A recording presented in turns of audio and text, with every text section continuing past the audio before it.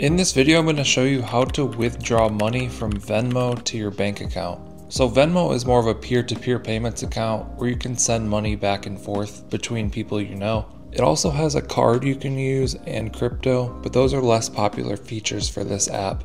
To withdraw money to my bank account, I'm going to go to the Me screen, and here you'll be able to see the money that's available in your wallets.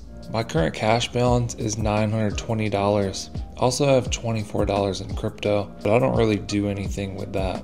So if you wanted to add money to your balance, you could do that here. If you want to transfer, you can tap this transfer button. So I'm going to go ahead and tap that.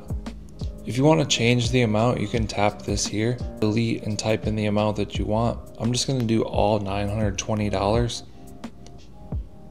You can do this instantly. This will give you a fee based on this amount. So this fee would be $16.10. I don't want to have a fee, so I'm just going to do 3 business days and then tap transfer. The transfer has been initiated.